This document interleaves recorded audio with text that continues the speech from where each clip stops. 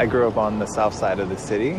I was raised with a black mom and a white dad, and I grew up mostly with my mom, and so we lived in mostly all black neighborhoods. I went to all black schools. You have African Americans that are currently oppressed by this system that wasn't designed for their prosperity in the first place. How are we going to address this issue of racial prejudice and racial injustice, and how will we create a system that allows for all people to prosper spiritually and materially?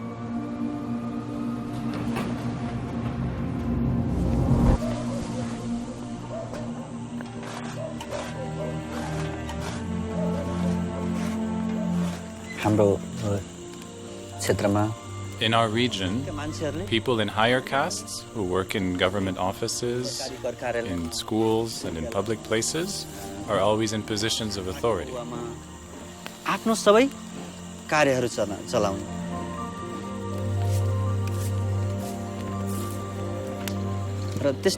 For this reason, those who are rich are becoming richer, and those who are poor just become poorer and poorer.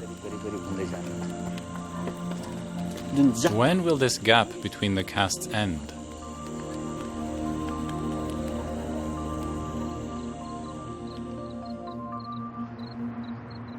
My family in particular is one of those traditional Chilean families. Religion and community life were always very present. I thought there was no room to question these types of traditions, that we were just repeating.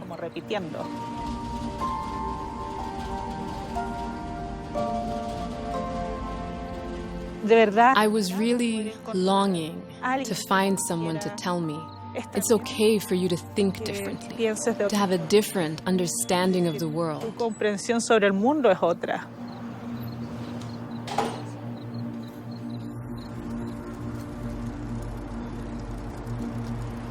When I think of my childhood or I think of my adolescence, it was a violent society, and it was a society that was divided. And the way that was expressed was through, really through a war. Often people that you knew got killed. Because it's everywhere, it's very difficult to have a vision of life that transcends what's happening. I began to ask questions about the way we lived in this country. You know, why are we a society at war? We don't seem so different. Are we so different?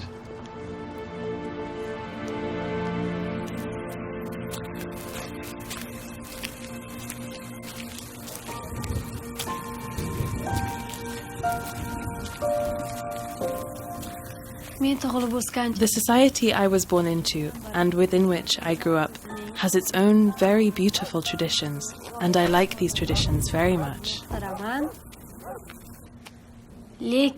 However, there is still this attitude towards girls that puts them in a lower position than boys.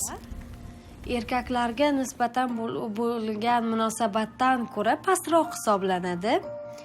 And this attitude becomes an obstacle for girls to pursue an education and fully develop their capacities. Rivojlanishlari uchun to'siq bo'lib qoladi. Nima uchun qizlar? Why don't we give the same opportunities to girls? Aren't we, women, also created by God? Yaratilgan emasmi?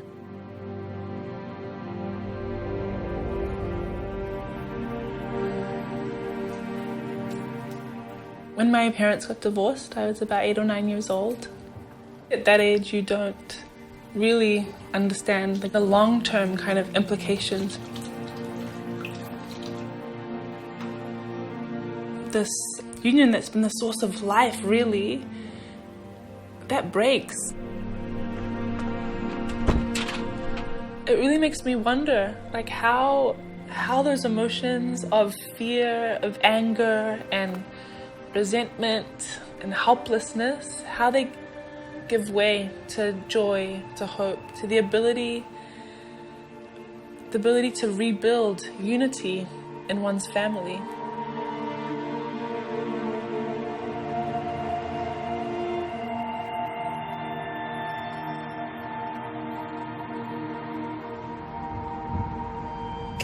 I was lost, with no purpose. I was a person without any dream, a person without any identity. One of the most difficult things for a human being is to leave his country, leave his home, leave his family.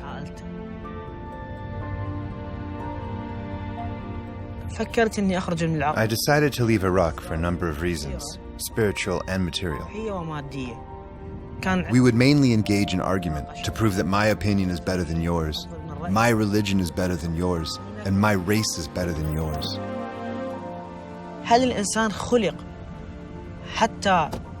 Was the human being created to develop his soul, or to cause destruction and to create conflicts, which have no solution and no common goal?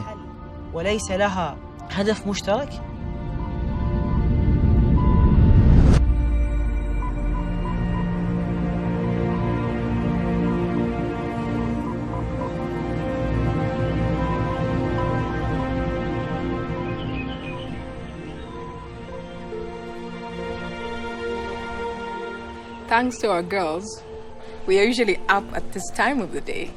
The girls are knocking on our door and demand to get in. So you have no choice but to get up. Yeah. But have you said your prayers already? You can see some light, ushering in the dawn of a new day.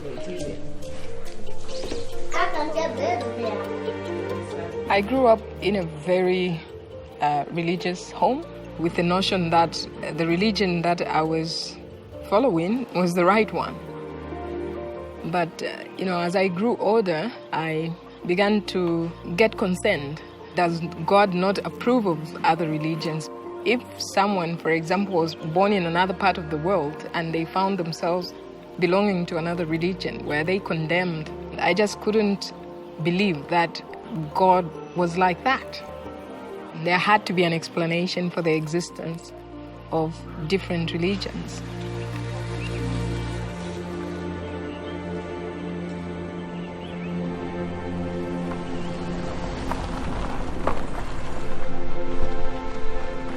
As physicians, we use the clinical method to clearly define what ailment the patient has and prescribe the specific remedy for that illness. Baha'u'llah likens God to a divine physician, and that he has his finger on the pulse of humankind. And so from age to age, God has sent us these manifestations who come with this revelation that is able to solve the problems for that age.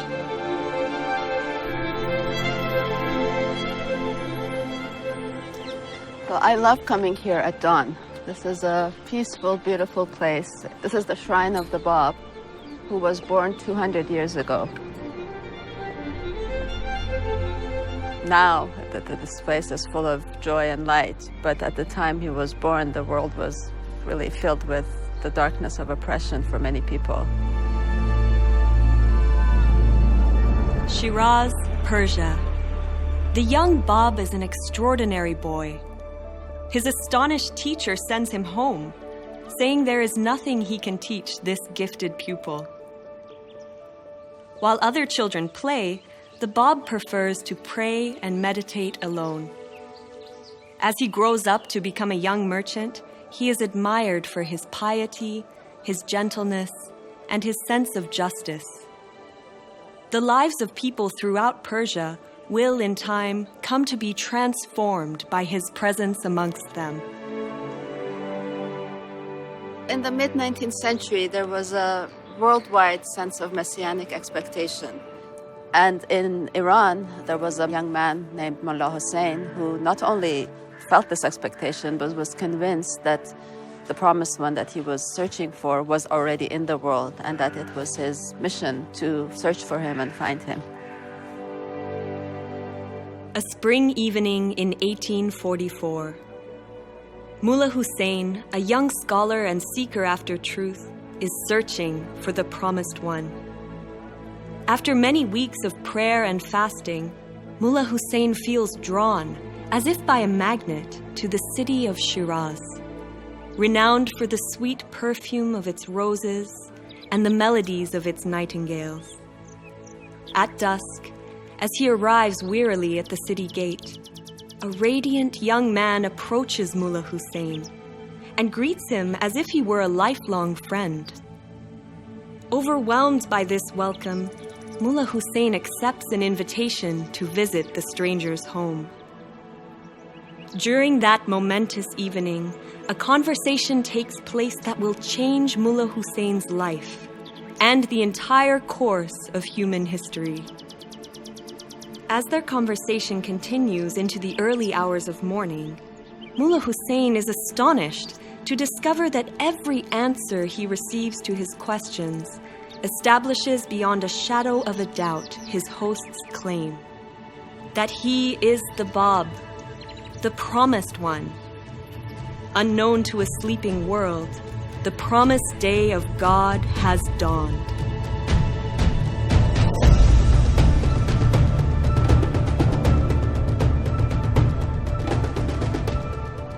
I find it so interesting that immediately following the declaration of the Bab in Shiraz, Persia at the time, halfway across the world, Samuel Morse was sending his very first Morse code from Washington, D.C. to Baltimore.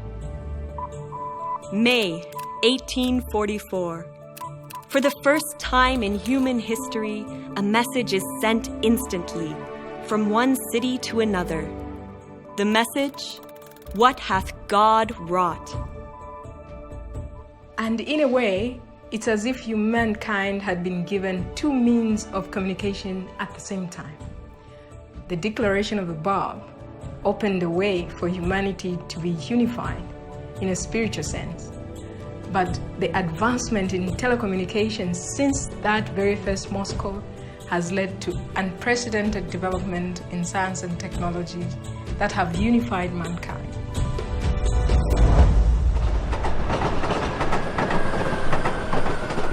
The first time I heard about the teachings was in this place, in Vienna. In the beginning, I was not interested. And I reacted in a sarcastic way, disbelieving that such a thing could exist. It's impossible that there is a new religion. So I decided to investigate for myself, and not to listen to other people, but to my heart. But every step I took was accompanied by fear. So I asked myself, could we be so lucky?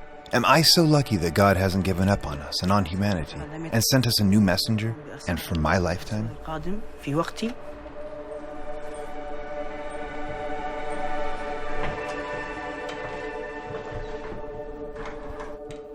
In the days and weeks after the Bab declared his mission to Mullah Hussein, several other individuals came to recognize the Bab independently, and the Bab sent them to different provinces to spread his teachings. Thousands responded, but this alarmed the authorities.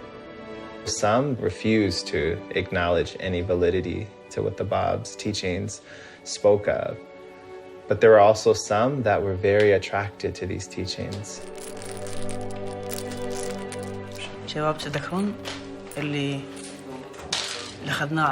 Hey, do you remember that story we read about Vahid? When the Shah heard about the Babi movement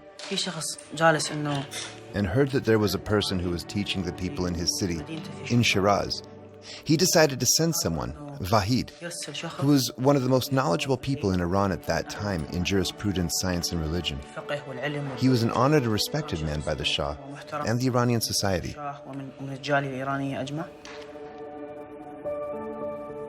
Tasked by the Shah with investigating the Bab's claims, the proud and accomplished Vahid finds himself utterly powerless in the face of the Bab's wisdom. After their third interview together, Vahid decides to turn his back on his worldly status and dedicate his entire life to the service of the Bab. Along with so many thousands of others, Vahid's acceptance of the Bab and his devotion to him will lead him to offer up his very life for the cause he has embraced.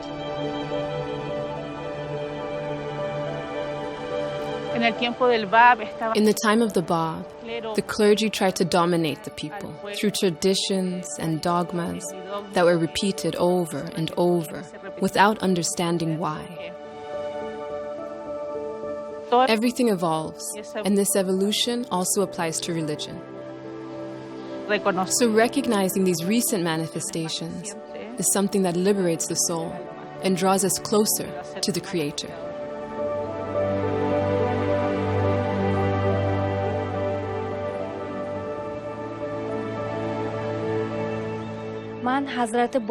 When I learned about the Bab, I also discovered the story of Tahireh, and it touched me deeply.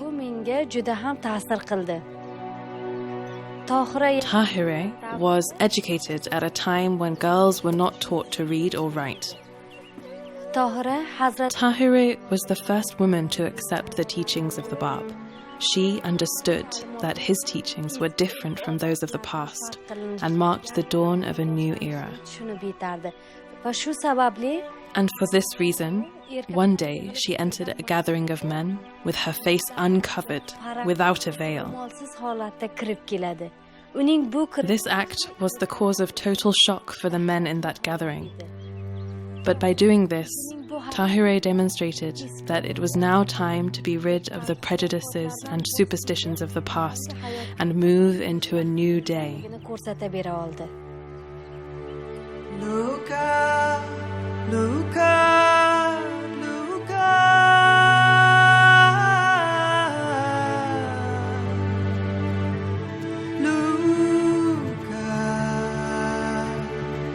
look up, a dawning day draws its first breath, the world grows light, our souls begin to glow.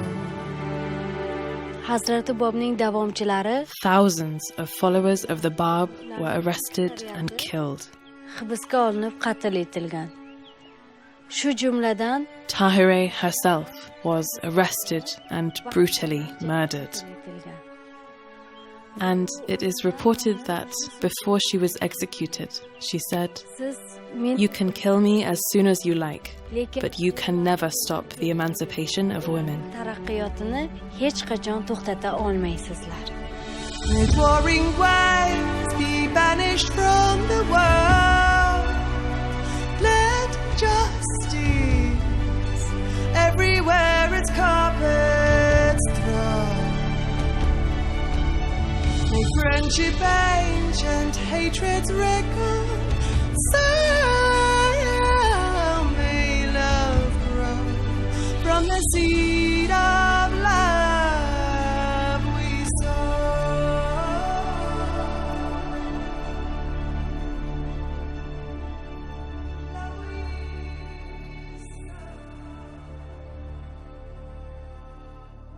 The popularity of the Bab grew to such an extent that the authorities finally saw that there was no other way to stop the spread of his faith but to execute him.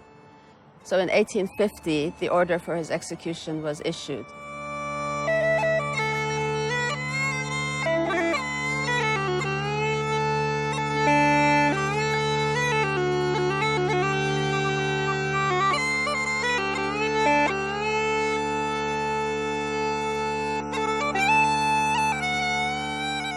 When the Bab addresses the crowd in the square in Tabriz to this army who has been tasked with this terrible kind of mission to put to death one of God's messengers. And I think it's very poignant because here the Bab is with this young devotee beside him, Anis, who wanted to give his all. The Bab then, he actually uses Anis as an example to the crowd. Had you believed in me, O wayward generation, every one of you would have followed the example of this youth, who stood in rank above most of you. The day will come when you will have recognized me. That day, I shall have ceased to be with you.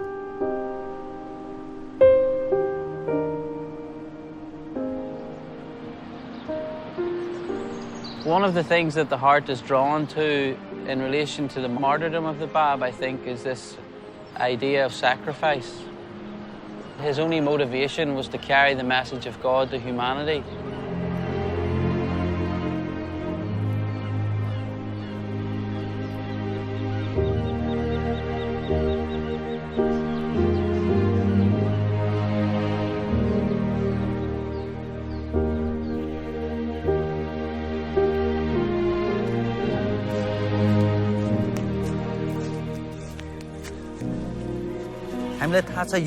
This plant started as a tiny seed. Then the seed germinated to become a new plant. Just like the seed, if the Bab had not sacrificed himself, we would not have known Baha'u'llah.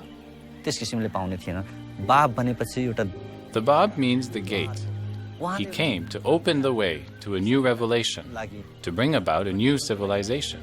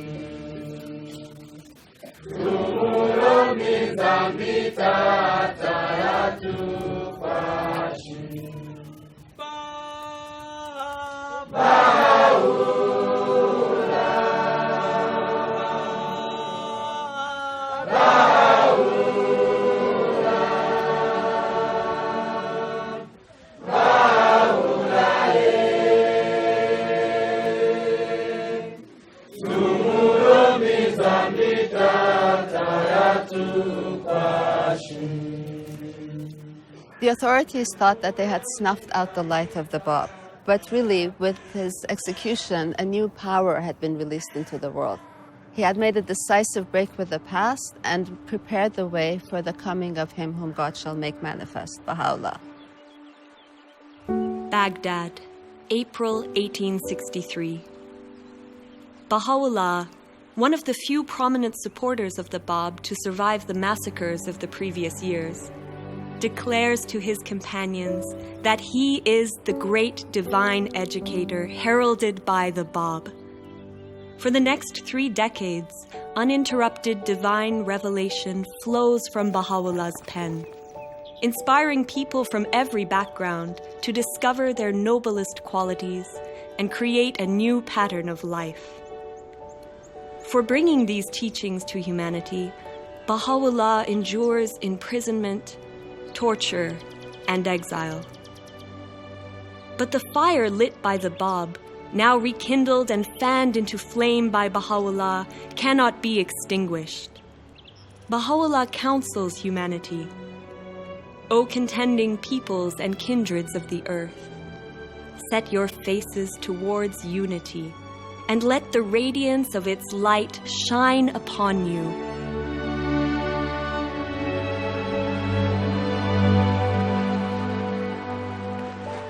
Unique from any other religious dispensation in history, this one saw the coming of 2 manifestations of God in incredibly close succession.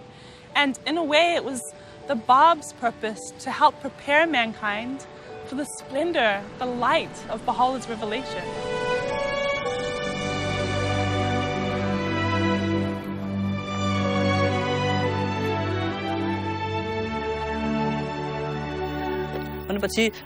We had this kind of caste-based prejudice, but after receiving the teachings of Baha'u'llah, we started to think differently. But then people harassed us. They would say, oh, they go and eat at the homes of the untouchable caste. He slept at a blacksmith's home. Many people were backbiting, making various accusations.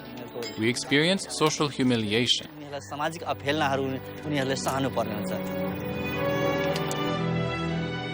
But we believe that if we do not tolerate these abasements, we cannot progress.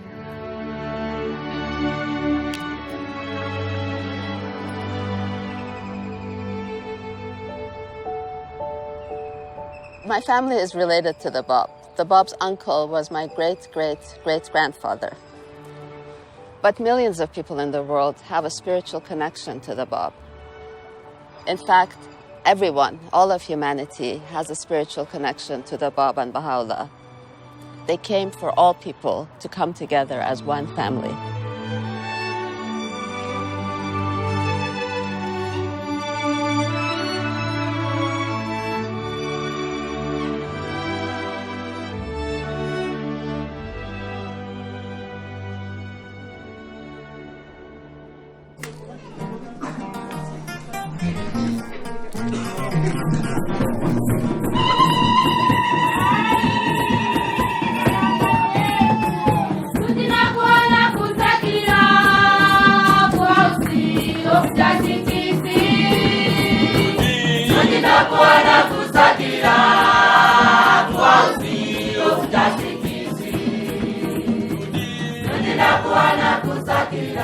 All the problems that we are facing collectively as humanity is like a sickness. And the revelation of Baha'u'llah is that remedy. It is going to impart life. And so we have to take it upon ourselves and put it into action.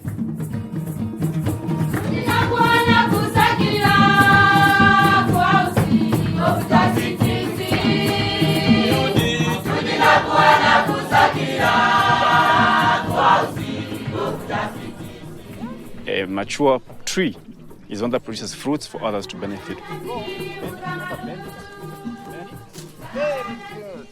One of the signs of maturity is service to others. So in the same way, humanity also has become of age and has reached its level of maturity right now. So it is in that context that also what we do here is try to be of service to mankind. And this group that I work with is learning how they can advance knowledge in terms of food production so that this community around us can benefit from that knowledge.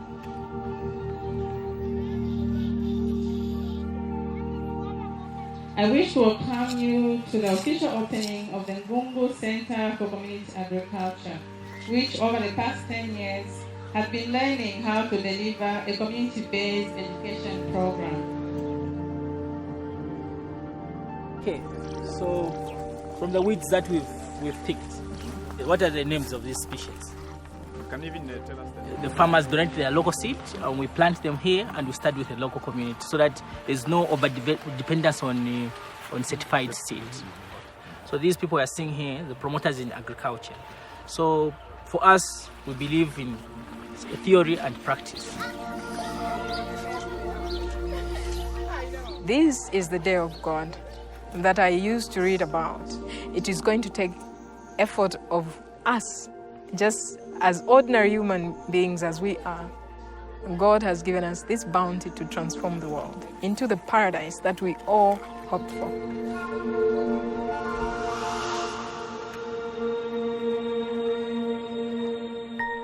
For a long time, we were afraid to come here because we didn't know the neighbors and no one was participating in the activities.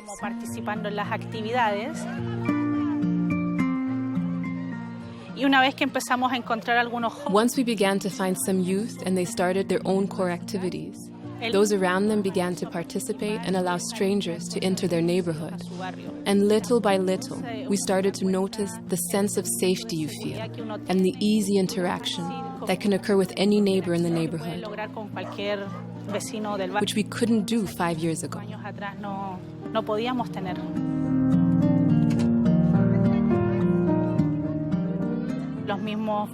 The neighbors themselves arise to serve, bring their children to the activities, and are concerned about the children of the entire community, not just their own.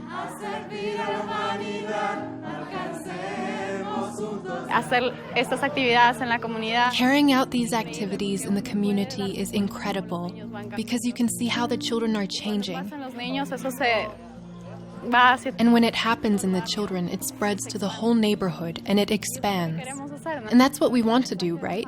Bring Baha'u'llah's message of unity to the whole world, of individual and spiritual transformation, and bring service to our lives.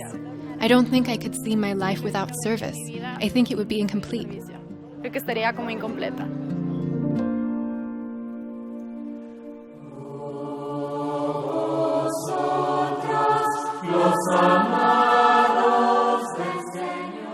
Desde que el templo fue abierto, since the temple was opened, people began to approach it in such a dramatic way. The opportunities to bring souls closer to Baha'u'llah's revelation are infinite. Son infinitas.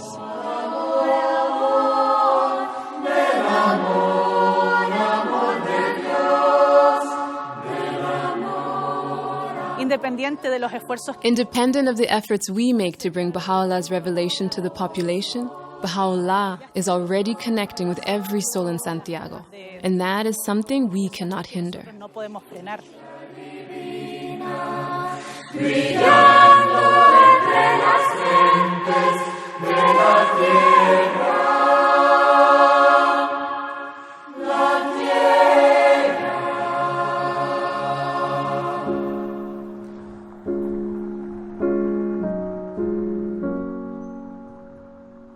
The concept of worship is something that is united in the writings of Baha'u'llah and the Bab with service.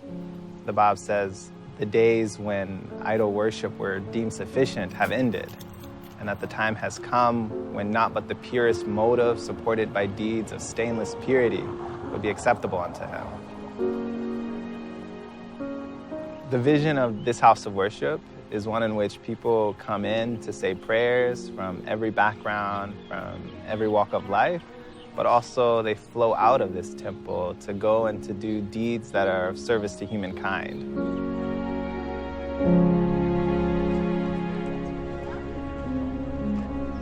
Several months ago, I actually didn't really know what the Baha'i faith was. So I went to the temple for the first time and was so moved by being there that I wanted to learn more. So I met as many people as I could. I went to devotionals, and that's how I met this community.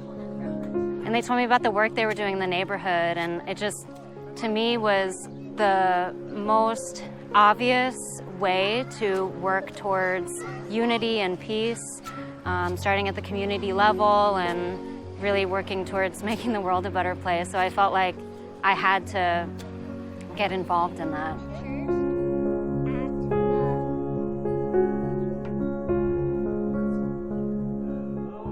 I was on a search trying to understand religion, and I went up to the house of worship and sat in and listened to the program that was presented. Basically, it speaks to me about this vision of who we are as individuals and as a collective. We're one human family, not separate races. It has to be a spiritual solution to this issue. And many people, when they come to this temple and they feel the spirit when they walk in through the doors, they want to know how can they, replicate that in their own neighborhood, in their own community. Baha'is and their friends have been trying to learn about this for some time, where they bring together anyone in their neighborhood, anyone on their block, into their homes to say prayers, to converse about the needs of their community, and then to go and try to build capacity so that they can be of service to those needs in the community. So this message that Baha'u'llah brings is the educational tool to bring us out of this darkness.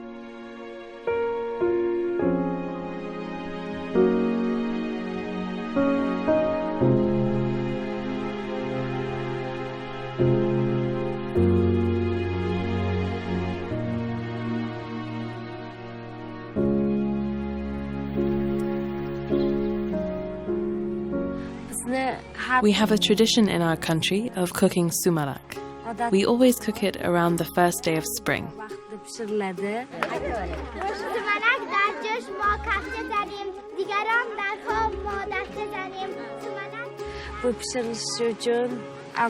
Its cooking process is quite complex and requires the participation of many people. kishilik mehnatini talab qiladi. Shu kabi We need to work for the education and betterment of society in the same way. shunday harakat qilish kerak.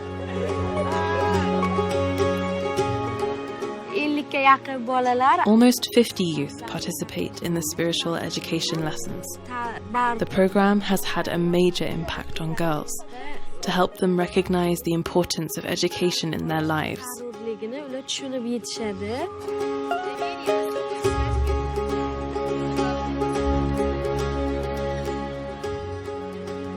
Va shu orqali biz mana sumalak So, just as we shared sweet sumalak with others, we share the teachings and the program with others. boshqalar bilan bo'lishib rivojlanishga harakat qilamiz.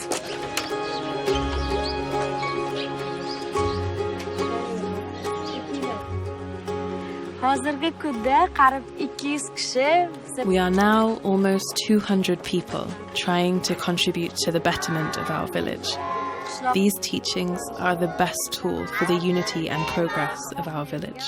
maqsadga yetish uchun juda ham katta yordam beradi.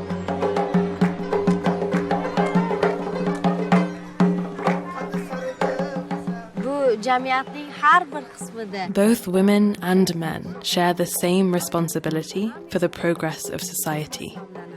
And the results we are achieving belong to all of us, barchasi ham not only to our village, but to the whole world and all nations. dunyodagi hamma xalqlarga tegishli deb o'ylayman.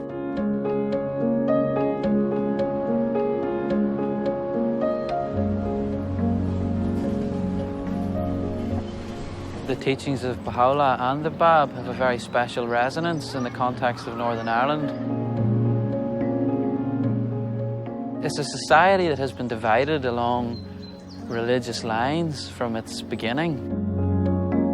We drove through two communities that very strongly mark their territory by the symbols in the neighbourhood and saying, you know, this is us, you must identify with this particular allegiance. In the context of Belfast, you know, the hub is very significant because, like, it stands for something that tries to connect people to something that is for everyone. So do you remember we were talking about thankfulness and being thankful and what we're thankful for? Oh yeah, you do. You remember. Do you not remember we made our It's a very diverse neighbourhood and many of the people who live here are young people and they've seen glimpses of what it can be for people to work together.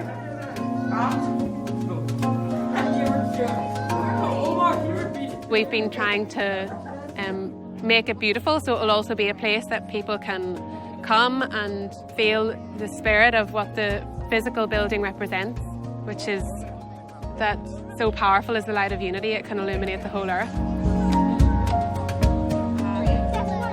In our process of inviting the friends in that local area to come to the hub, what's behind it is the oneness of humanity. That's the motivating principle. What we're trying to do is work with young people who can get a vision for a future for Northern Ireland that can be unified.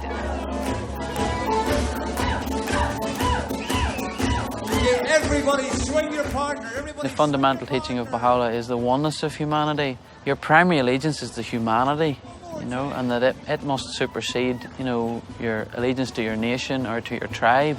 A big finish.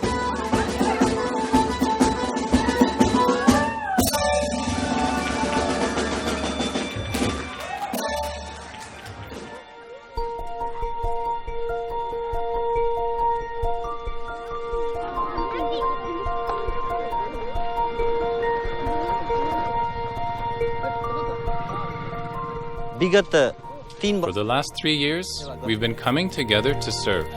Everyone in the village, community leaders, social workers, business owners, the local community bank, and the parents of the children who attend Baha'i children's classes, they are all helping us with this service project.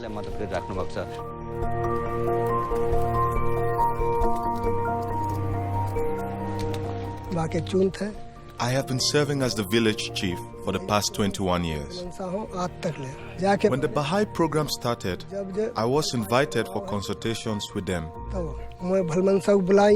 Because Baha'i activities are going on in our community, it makes my job as chief of the village easier because our village is now safe and secure. I receive suggestions, and the spiritual education in the Baha'i program is helping to develop our community even more. It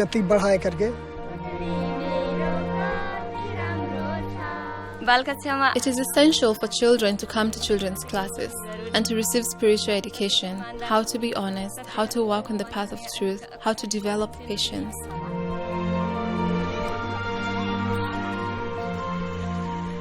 There should be no caste. The various groups should not be separate. There should be the oneness of humanity in the world.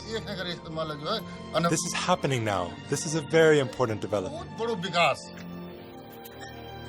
Through the teachings and principles of Baha'u'llah, we see changes in the everyday lives of the people, in the language they use, their behavior, and their work. In their everyday life, we see Baha'u'llah's teachings being translated into action.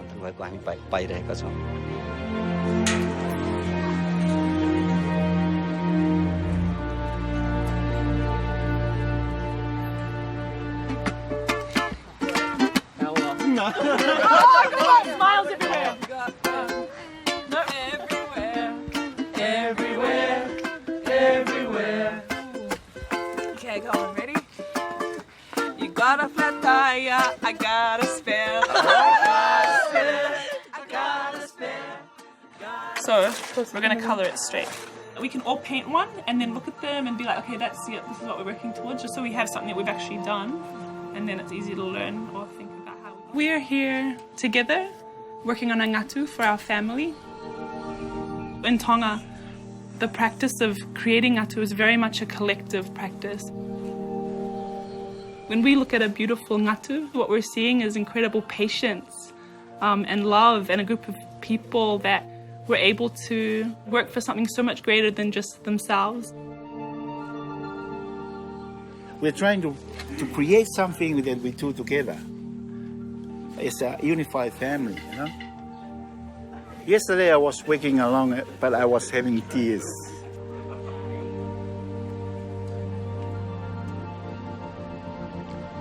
Because I know it is something that will prove the unity of a family.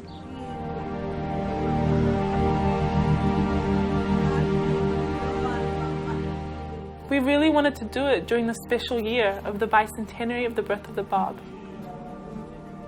There's a beautiful quote from the Bab that says that whoever possesseth power over anything must elevate it to its uttermost perfection, so that it not be deprived of its own paradise. If we have control over the culture of our family, how do we elevate that also to perfection? If we have a vision of our communities that can be more beautiful and more unified, so we have a responsibility to try and work towards that. It's a beautiful way to gain perspective or a sense of purpose that's aligned with the teachings of the Bab and Baha'u'llah.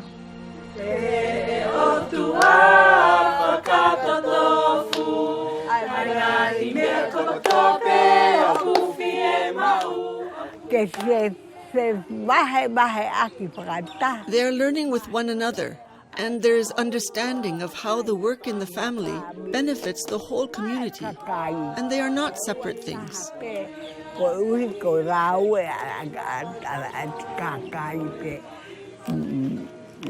That's what Baha'u'llah has done for us. They may see each other as one family, and the whole earth as one home. And they'll live together in perfect harmony. Oh, thou kind Lord, unite.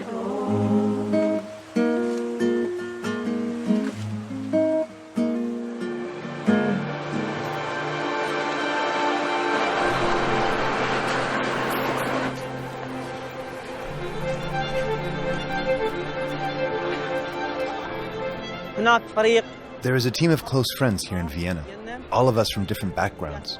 There are Persians, Austrians, Arabs, and it is a blessing for us to take the responsibility to contribute to the building of our communities.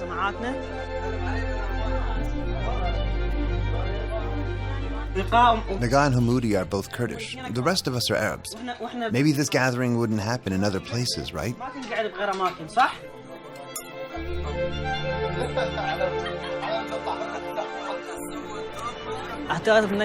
I think one of the most important things that transformed my life is finding the path of service. Language Cafe is an idea that came from the junior youth program. Considering that the junior youth from ages 11 to 15 are enrolled in school and have quickly learned the local language, they're able to serve their elders and the people who have difficulties learning the language.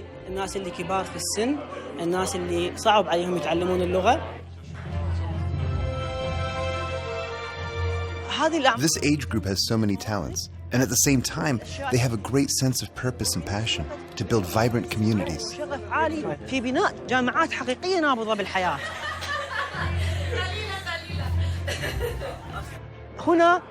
Here we see the true attraction to beauty.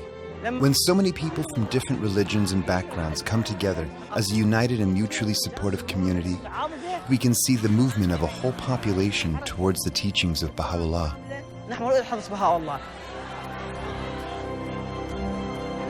The unquestionable truth is love. Love is what we share with everyone in our society. Love is the reason we exist.